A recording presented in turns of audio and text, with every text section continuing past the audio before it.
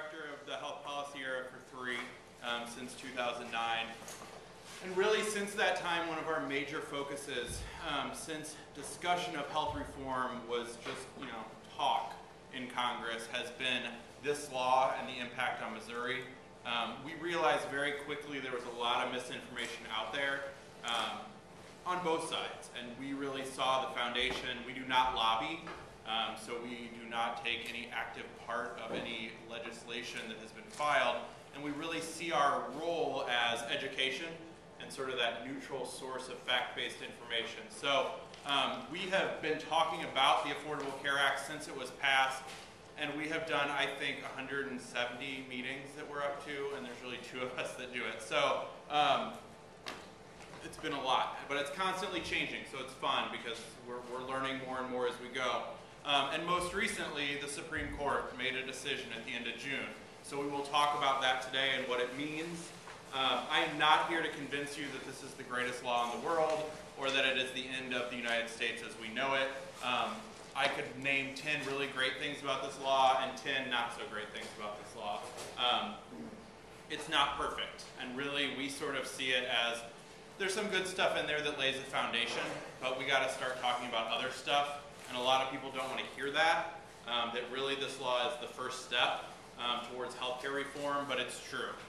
There are some things in the Affordable Care Act that start to tinker with actual healthcare costs, but that is the next big conversation because this does not, the Affordable Care Act does not really start addressing the cost of healthcare. It is a lot about insurance, and we will get into that today. Sean passed out the PowerPoint. There also are a couple of publications up here that you can grab at the end. There is a 4-page, it's sort of an overview of the law, and then there's another 4-pager that we call the Quick Guide to Health Reform, and it is a very quick overview, although one of our most popular publications. And then there's 2 fact sheets that are more general, the state of Missouri's health, and then an overview of U.S. health insurance and how it works, and then specifically one on women's health coverage and the Affordable Care Act. So feel free to come up afterwards and grab those. So I'm going to jump in. There is a lot in this law. We are not going to cover 2,000 pages of the law today. I'm going to hit the highlights and what I think is of most interest to the business community. Please stop me as we go along. You're welcome to save your questions till the end, but it's actually much easier if you ask me things about the topic we're talking about while we're talking about it. So just jump in, interrupt me, because I want to answer your questions. I want to start out with the Supreme Court case. So 26 states filed suit against the federal government along with a couple of individual plaintiffs. They heard oral arguments in March. It was actually 5 hours of oral arguments. That doesn't sound like a lot, but for the Supreme Court, 5 hours of arguments is a lot. There were 4 main questions that the Supreme Court was asked to decide on, and we're going to just walk through each of them. So the first one was, is it too soon to rule on the constitutionality of the Affordable Care Act? Why would it be too soon? There is something called the Anti-Injunction Act, which means that if something is a tax, nobody can file suit against that law until a person has actually had to pay the tax. So you can't file a suit against something that nobody's been taxed on, that the tax hasn't kicked in. So I will tell you, this Supreme Court decision is really interesting. Going to be one of the most interesting court cases for a long time because the majority threaded the needle. Really, it was a really small circle, and I'll talk about why I say that. So first of all, was it too soon? The majority ruled no, and the reason they ruled no was they said that the individual mandate, which says if you do not have health insurance, you will pay a penalty. The reason it was not too soon to rule on this was because in the Affordable Care Act, it says that that is a penalty. So because it's a penalty, they can rule on the constitutionality of the law. Now that'll get really interesting here in a second. So the second question, they answered that. They said, no, we can rule on this now. We don't have to wait. The second question was, is that individual mandate that says every American will have health insurance, now there are exceptions to that, which we'll get into later, is this constitutional? Was Congress within its authority to say everybody has to have health insurance?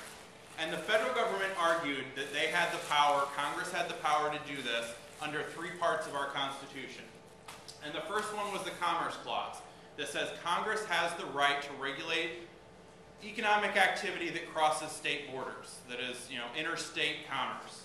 A majority of the Supreme Court justices said no. Healthcare, health insurance, this individual mandate does not fall under the Commerce Clause, which goes into the second one, which is the necessary and proper clause of our Constitution. That really ties to the Commerce Clause. It says Congress has the authority to do what is necessary and proper to regulate interstate commerce. So since they said no to the Commerce Clause, they had to say no to the necessary and proper clause. So you've all heard the individual mandate was upheld as constitutional. Why? Because Congress has the authority to tax and spend. Now, you will remember I just said under the Anti-Injunction Act, they said we don't have to wait to rule on this case because the ACA called it a penalty.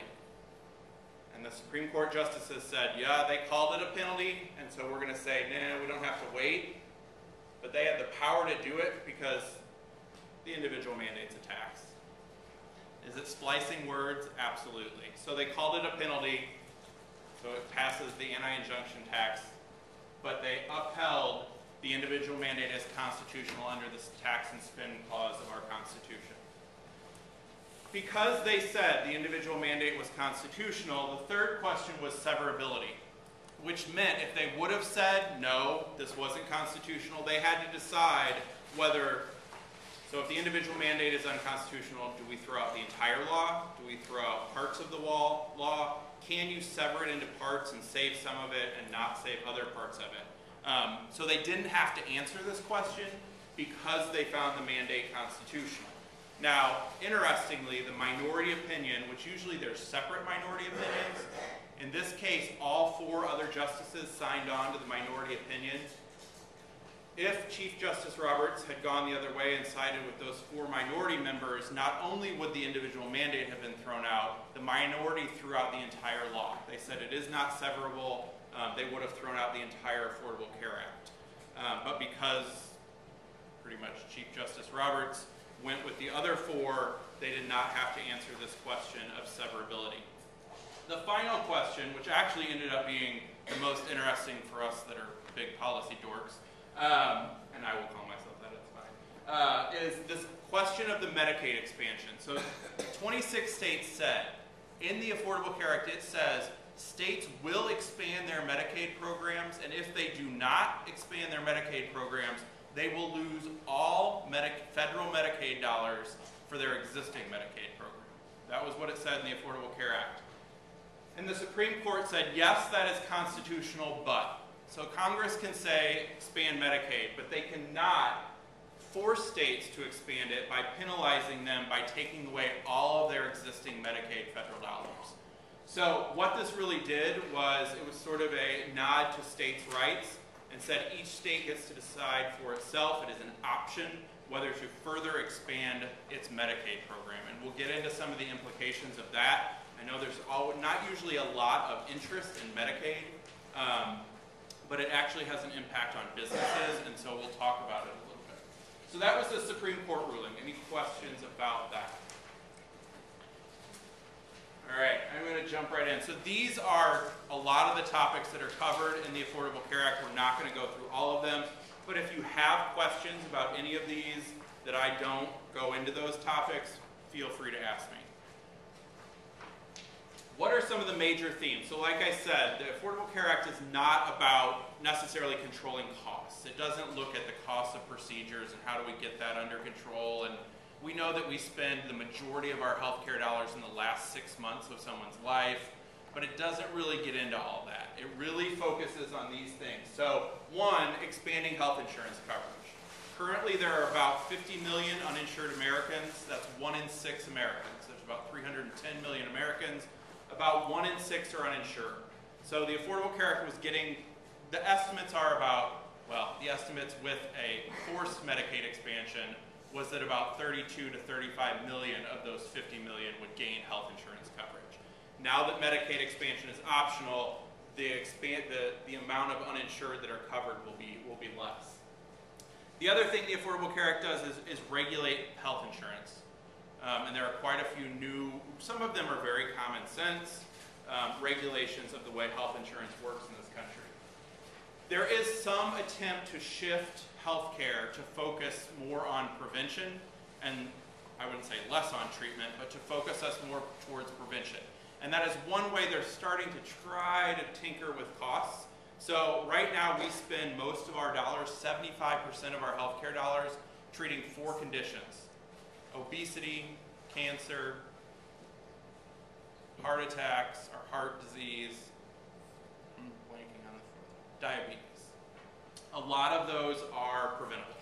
So they are trying to focus more on prevention, primary care, wellness, keeping people healthy, or once they develop a chronic disease, keeping it from progressing further. So if you develop diabetes, how do you actually manage that and keep yourself relatively healthy and manage your blood sugar?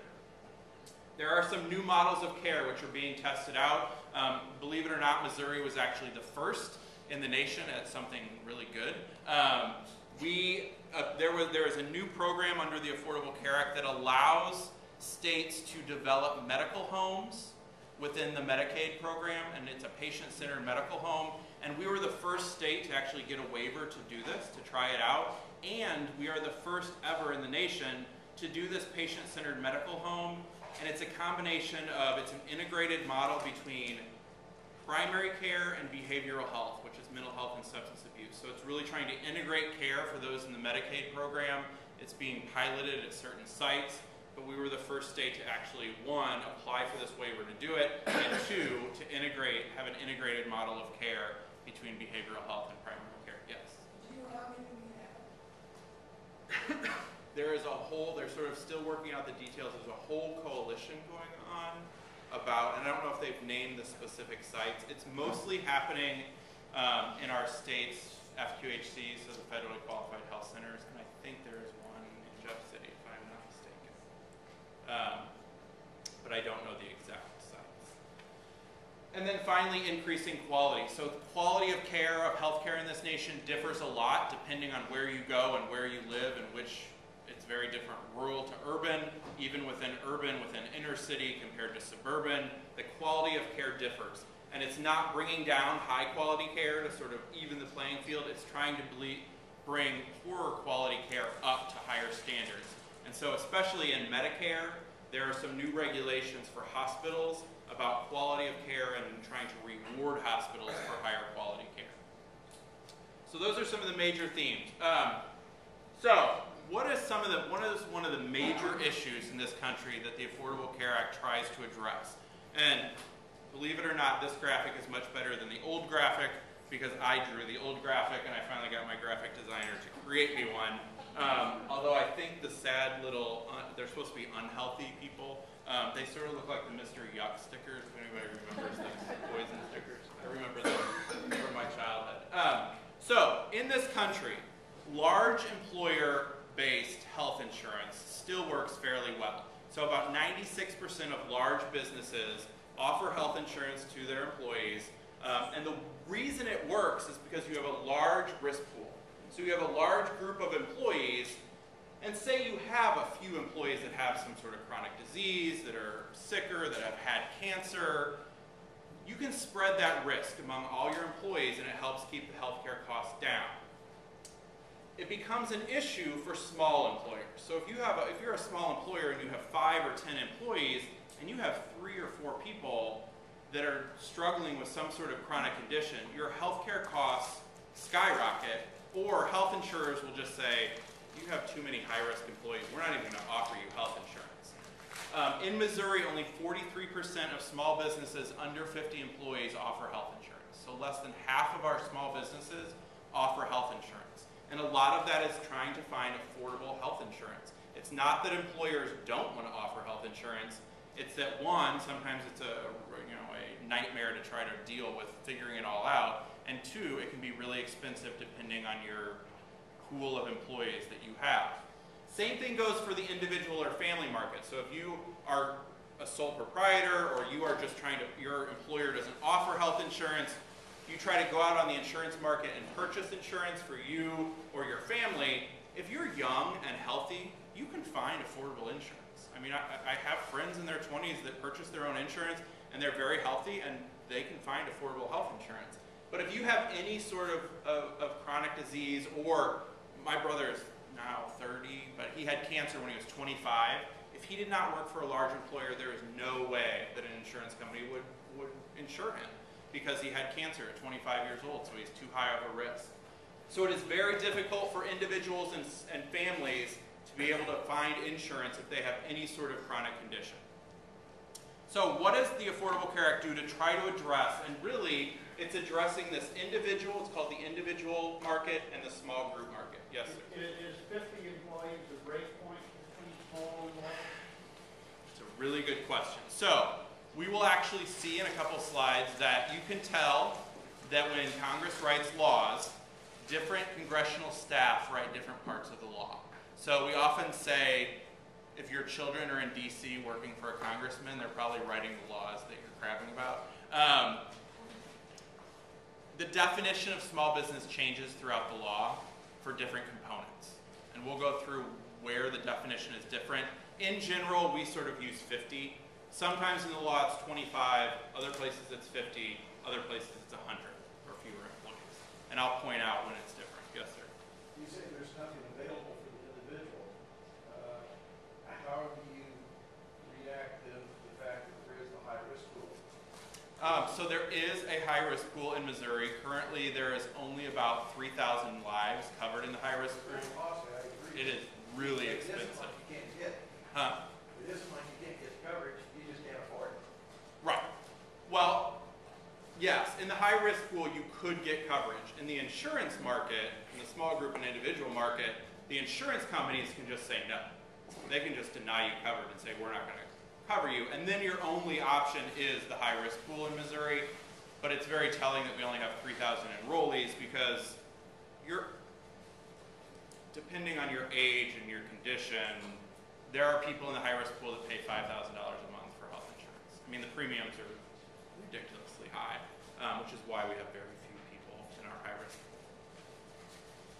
So, one of the things in the Affordable Care Act that tries to address the small group and the individual market is this thing called health insurance exchanges. Now, what is an exchange? I like to think of it as a marketplace, a farmer's market, or a Travelocity. You can think of it either way. A farmer's market, you can imagine, like, instead of it being farmers in each sort of booth, it's insurance companies. So you go to this farmer's market, and each booth is a different insurance company, and you can shop for your insurance. And it's supposed to be very consumer friendly, easy to understand your plan. Everybody's sort of gotten their packet of benefits, and it's really difficult to understand. The Affordable Care Act says there has to be standardized language. The plan has to be written in plain language, and there is some work going on nationally to actually craft what does that plain language plan look like, how do we actually describe things. So you go into this insurance market, and it is supposed to be open January 1, 2014. So we have a little over a year until the exchange is open. January 1, 2014, it is open to individuals and small businesses with less than 100 employees.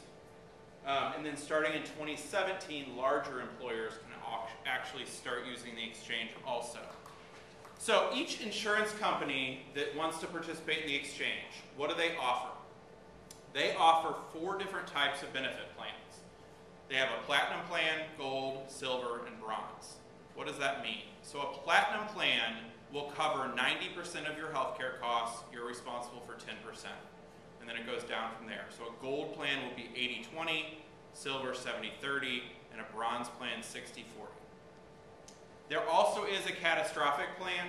However, you have to be under 30 years old to purchase the catastrophic plan offered by any insurance company. And really that is meant because there's this individual mandate that says everybody has to buy health insurance. They wanted to make an option available for young, healthy people who don't really want to be purchasing insurance, who think they're invulnerable, nothing's going to happen. But now they're being told they have to purchase. Well, you can just get a catastrophic plan in case something happens to you. But we want them in the insurance pool is sort of the thought process. So what is different about this insurance exchange? Why is it unique? So one, everybody that goes into the exchange is guaranteed issue, which means if you are an insurance company and you say, yeah, I want to participate in this exchange, you have to take everybody. You can't deny anybody health insurance coverage. And you have to renew their health insurance. So usually health insurance gets renewed once a year. When you go to renew, if you're in the individual market and you've had a heart attack during that year, the health insurance company can say, no, you become really high risk, we're not going to renew your health insurance. In the exchange, they have to. Now, when I talked about insurance regulations, in the exchange there are some new rating rules. What does that mean? So right now, women get charged more for health insurance just because you're a woman. So there was actually just recently a study that looked at, because a lot of people say, well, women get charged more because they use more health care and also because they get pregnant and they have babies. But there was a study done that actually controlled for use of health care and for pregnancy and found that it differs state to state, but in Missouri, in the individual market, women are charged 150% more than men, controlling for pregnancy and number of healthcare visits. It is really it's just about gender. It's just because they're women. Right now, if you're an older person compared to a younger person, so say you're 60 and you're trying to find insurance, compared to a 22-year-old, you're going to pay 8, 9, 10 times as much. It's a really large band. If you work in certain industries, agriculture, farming, mining, you pay more for your health insurance. And then if you're sick, if you have any sort of chronic condition, you're going to pay more. So how does that change? Under the exchange, there are these new rating rules. They cannot rate differently for gender, so women and men have to pay the same. They cannot rate for occupation, so regardless of what your job is, you will not pay more. They cannot rate more for health status, so healthy, unhealthy, you're going to pay similar. And then, so what can they rate for? They can rate for age, but instead of it being 8, 9, 10 to 1, it's 3 to 1. It's limited to 3 to 1. So a 60-year-old compared to a 25-year-old can pay 3 times as much as a younger person. So what does that do? So right now, when you're young and healthy, you can buy really cheap insurance. And the older you get, no matter how healthy you stay, your insurance just keeps getting more and more expensive. So I have a friend who's 53 at this point.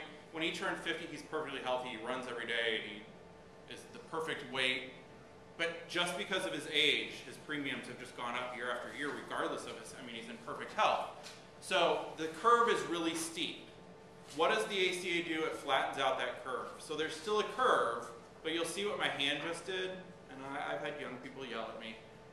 Young people will pay more, but older people will pay less when they're trying to purchase health insurance.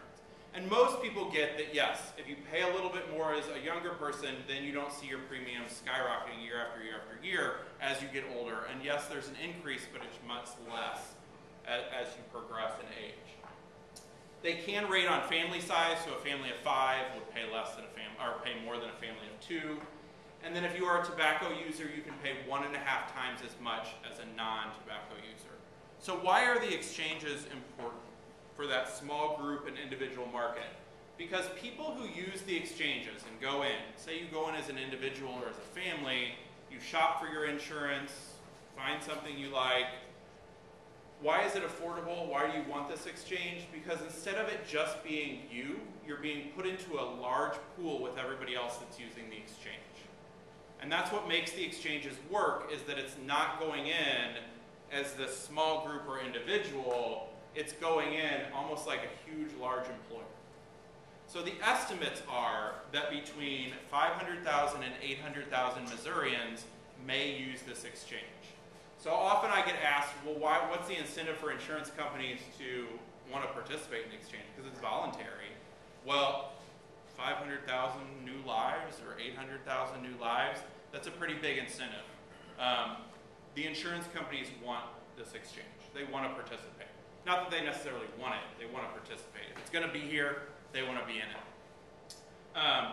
So it really does sort of let people have that large pooling of risk. So, this is a little hard to see. So this is currently, so when I said platinum, gold, silver, and bronze, it's sort of, what does that mean? It's sort of confusing. Where are we currently at? Well, it's really interesting, and I think a lot of people may not actually understand this. So this is a study that looked at large group plans are on your right, and small, and this is national, this is not Missouri specific, and individual plans are on your left. So where do we currently stand? This was in 2010. In the large group market, they looked at what percentage of plans are platinum, gold, silver, and bronze. And then they actually threw in a tin category, which is where the insurance company pays less than 60% of the healthcare costs, and the employee or the individual or family is responsible for the difference. And in the large group market, about a quarter of health insurance was platinum plans, 41% was gold, 28% was silver, 6% bronze, and only about 0.5% was tin. So these plans that are tin really put families and individuals at risk for medical debt. So if you're responsible for that much of your health care, health services, and something major happens, you're going to have some pretty large medical bills. And so you can see in the large group market, there's not a lot of large businesses that offer those type of health insurance plans. In the small group market, 0 for platinum, 2% offer gold plans, 14 silver, 33% bronze, 51% offer tin plans. And they just made up the name 10. So this will all change because not pretty much, tin plans go away come 2014. Everybody will fall into these platinum, gold, silver, and bronze. Because it's not just in the exchange, it's also in the private insurance market if you're purchasing large group plans, unless you're grandfathered. And I'm not going to get it. I can get into grandfathered if somebody really wants me to. So what does this exchange do for you as a small business in terms of administering healthcare costs? So it's really expensive to administer your own healthcare. So if you use the exchange, what is it doing for you? So currently is the white bars, this is cost of administering health insurance as a percentage of claims by group size. So you can see that for individual sole proprietors, small businesses, the cost of administering health insurance is pretty high. And what the exchange does is these blue bars. It doesn't make it perfectly flat, and you can see it doesn't have much impact on large businesses at all, but it really sort of evens the playing field for small businesses versus large businesses, because it's a lot more affordable to manage your health insurance if you're doing it through this exchange. Yeah? What's the probability that the large insurance and group insurance will be over to exchange? It depends on, so we're in a really interesting place in it's going to depend on how attractive those exchanges are. And this is one of the things that we sort of talk about and debate in our own office all the time. Because what the law says about these exchanges is, initially what it said was a state can set up its own health insurance exchange, a state-based exchange. And it can run it itself. The Department of Insurance can work with the state administration and the legislature, and they can create an exchange that works for that state. And it said if states decide not to do that, the federal government will come in and set up an exchange for them. Now we're at this weird place where enough states were sort of dragging their feet around the Supreme Court decision that about 6 or 8 months ago the feds came out and they said, well, you have the state-based option, the federal option, or we're going to create this partnership exchange where states can partner with the feds in creating this, and eventually the feds would give control of that exchange back to the state. So it really depends. I think that exchanges that are developed by a state, for that state, by people who know how the state works, are going to end up being much more attractive down the road. Versus a federal exchange is going to be pretty one-size-fits-all. They're going to develop an exchange, and there'll be different insurers operating in that exchange for each state, but it's going to have the same type of structure no matter what state you're in. And that's unfortunate because insurance really does work differently state to state. So Missouri's sort of on this weird track where 2 years ago it looked like we were going to do an exchange. We had an exchange bill pass our House of Representatives unanimously, and then it died in the Senate. And then this year in the legislative session, it was just, it's a election year. So nothing happened. I mean, there was a bill filed to establish an exchange, but it didn't go anywhere.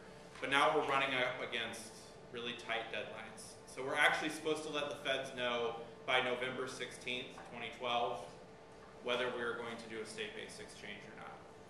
Didn't they actually create that special tier where it could be both state and federal, because the states that missed the boat and didn't start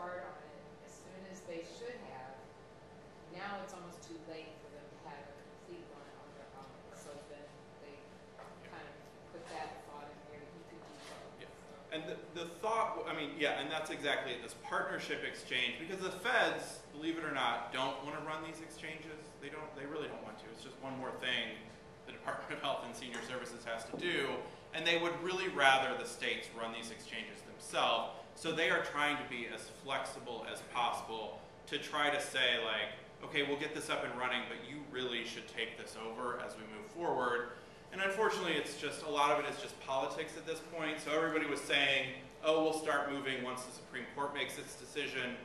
And now a lot of what we're hearing is, oh, when Romney gets elected, the whole thing's going to be thrown out anyway, so now we're just going to wait until the election. So the problem is we just keep putting off, our policymakers keep putting off decisions because they think, and who knows? I mean, the whole thing could get thrown out if the Republicans take the House, take the Senate and the White House. It could all go away. But what if it doesn't? And then we're sort of stuck with some of these decisions that don't really benefit Missouri the best way they could.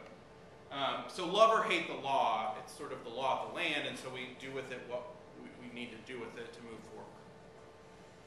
So if you purchase insurance in the exchange, what does it include? And so the Affordable Care Act says every insurance policy in the exchange will have a standard set of benefits, and it's called the Essential Health Benefit Package. Now initially it was thought that the feds were going to come out and say, this is exactly what the Essential Health Benefit Package looks like.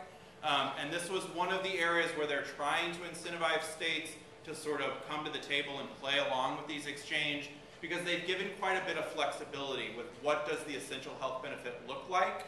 And they've said states can, to a certain degree, define this for themselves. And so if we decide not to play along, the feds are going to define this for us also. Now there are certain things that have to be covered in this essential health benefit package. Preventative care, hospitalization, ER services, prescription drugs, maternity care, mental health and substance abuse, and then the other one, which sometimes I throw in, dental and vision for children is mandatory.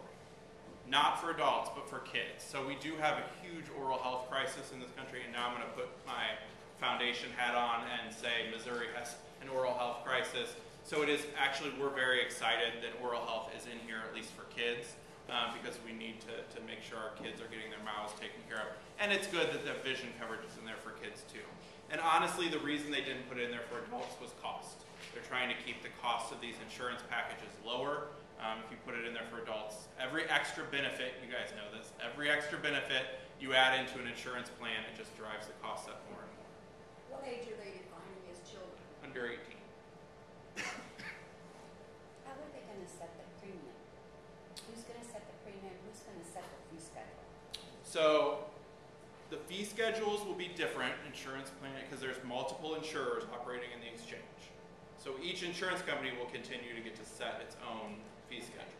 But in terms of establishing the premium, that should, well, it's going to, the initial setting of the premium would be a negotiation. Say we had a state-based exchange, it would be a negotiation between, so there probably would be like a board of directors of this exchange, or like whatever, you know, and it would be working between the insurance companies that want to participate and this board, where the way they're thinking is like insurance companies would actually bid to be a part of the exchange, and they would name some of their initial costs and lay out their premium structures of where they think they would start. But then there's nothing that says they can't adjust these premiums year to year. They just have to operate within some rules. But initially it would sort of be here's a proposal. Because some of the research out there on these exchanges says states can either accept every insurance company that wants to participate, or they can do a competitive bid process. And they can try to get insurance companies to bid low and come in and say, we can offer really affordable coverage that's really high quality, pick us. And the exchanges could limit it to 3 or 4. And it just depends. That's one of the benefits of a state doing it itself versus the feds. They're going to have to set up, at this point, maybe 15, 20, 25 of these. They're probably just going to take everybody from each state that wants to play along and let them play in the exchange. And I actually think that's not the way to do it. It is open competition, but there isn't as much control over the quality of the insurance product. So in the exchange, some of the other benefits are no cost sharing on preventative care. And some of these things I'm going to say to you may trigger like, hey, I've read that that's already kicked in. And some of this stuff has kicked in the private insurance market already. But right now we're talking about just in the exchange, but we'll get to that other stuff in a minute. There will be no annual or dollar limits on coverage, and the coverage for dependents up to age 26 kicks in the exchanges once they're up and running. And that has kicked in already for private insurance. We'll talk about that in a second. Yeah. Before we move to that slide, so if there are 15 companies, let's say Missouri doesn't come up with a state exchange, there are 15 companies that come in from the federal level and offer an option to folks in Missouri who want to sign up with a company. When you talk about prescription drugs are included, is the formulary for each of those 15 plans the same, or are we still left with 15 different formularies to choose from? And 15 We are still different left. definitions of preventative care. It includes Well, this, but it doesn't The include definition this. of preventative care will be set by the Secretary of It has Health. to include a mammogram, it has to Yes. include. That will be set. The formularies for prescription drugs we would still have, and that's part of the struggle is how much competition is good and and we talk about that. So if you're familiar with the whole when Medicare, they passed 03, 04, the Medicare Part D prescription drug benefit for those on that have Medicare. One of the big things was when that first came out, there were like 50 different options in every state. I mean, in Missouri, there was like 46 different plans to choose from, and it was very overwhelming to seniors. And so that's where there's sort of this conversation between, do we really want 15 plans in the exchange, or do we want to pick the best 3 or 4? And that's part of the conversation that sometimes our policymakers don't think about. It's just sort of knee-jerk reaction of this is bad, this is good. Obama did this, we hate him, we don't want to do this. So there really is a whole lot of detail that people don't think about in terms of these. The other good thing about the exchange is that right now there are parts of Missouri, especially in our very rural counties, where there is one insurance company. So if you are a small business operating in one of those counties and you want to offer health insurance to your employees, you have one option. And they pretty much set the price and say take it or leave it. With the exchange, if an insurance company wants to operate in the exchange, they have to do statewide coverage. Now there are some like they can set up a regional exchange, but those are really meant for areas like St. Louis and Kansas City that are operating across the state border.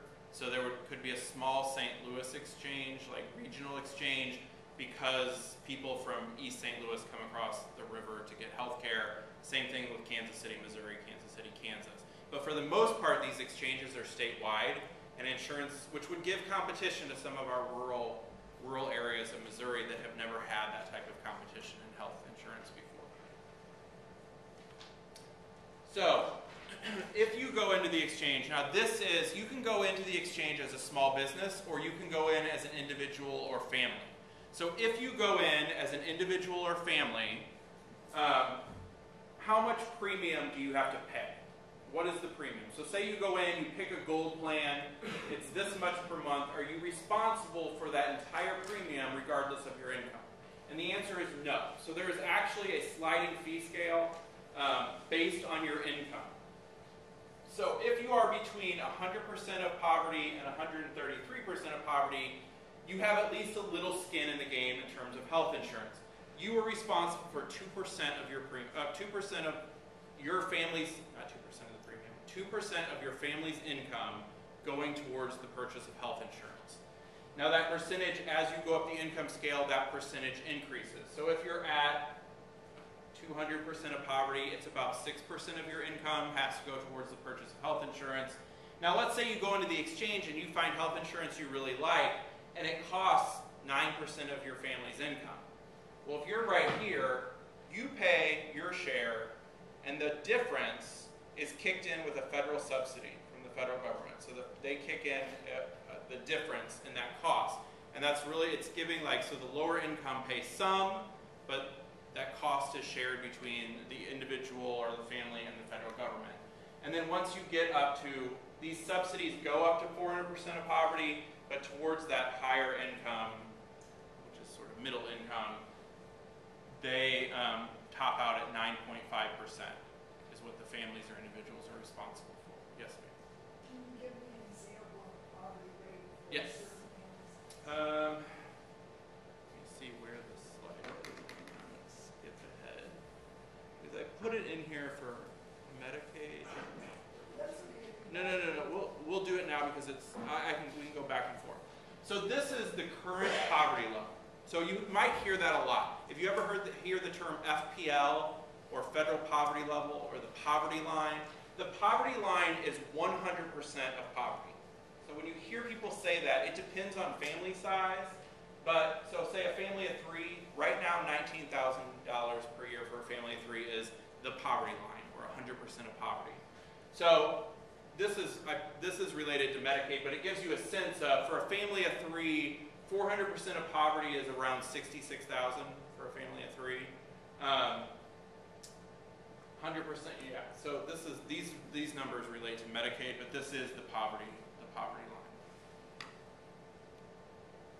Just to give you an example, I heard this, and I don't know if it's accurate. I heard that 50% of all Jefferson City public school children now qualify for the free or reduced lunch program, which is based on zero. So Based that's on a huge number. No, it is based on 100% of poverty, but I don't know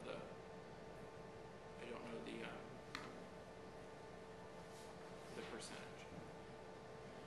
So there are these subsidies available in the exchange. Now this is going to come into play, and it gets really interesting with that Supreme Court ruling, but this is going to come into, we're going to talk about this again. And just remember that these subsidies start at the poverty level. So there are not subsidies for people living below poverty. And it gets tricky, and we'll talk about it. So small businesses, and this is where that definition of small business changes a little bit. So under 100 employees, you can use the exchange starting in 2014. There has been quite a bit of misinformation out there about, do businesses have to offer health insurance? If you have fewer than 50 full-time equivalent, so not 50, you could have 60 employees, but several of them are part-time, 50 full-time equivalent, less than 50, there is no penalty, there is no fine, you do not have to offer health insurance. Even if you now offer it, you would not have. You could drop it. You could drop it. You can drop it. Yep. I think you can stop the talk right now. There you go. Yeah, exactly. So there is no, yeah, so there's a lot of things in the law that are trying to incentivize you to make you want to offer health insurance to your employees, but there is nothing that forces you to, and you will not pay any extra money or penalty if you decide not to. One of those things to incentivize businesses is a sliding scale. So I just talked about sliding scale premium subsidies for individuals and families. There's also tax credits for small businesses to encourage small businesses to offer health insurance. Now, to be eligible for the tax credit, you have to have less than 25 employees. So once again, our definition is changing. And what that actually looks like. So you have to get this tax credit, you have to have fewer than 25 full-time equivalents. Your average wages for those, say you have 20 employees, your average annual wage has to be less than $50,000. You have to pay at least half of your employees' premiums, so 50% of their premiums. And if you meet those first 3 criteria, you could be eligible for up to 35% tax credit for health coverage.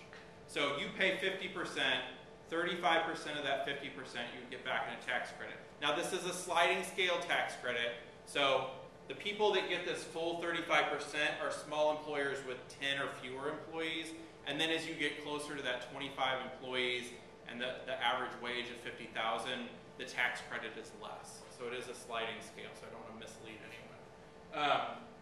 That is currently in effect. 2010, that kicked in, September 23rd, 2010. So if you are, talk to your accountant if you are not sure about this. It is in effect. And once we hit 2014, that sliding scale that kicks up to 50%. So if you pay 50% of your health insurance costs for your employees, you could get 50% of what you're paying back as a tax credit. Now, there is a kicker for the 2014 because they did this on purpose, a little tricky. So they offered this in 2010 and said, if you offer health insurance, get this tax credit. You can use whatever insurance you're currently using.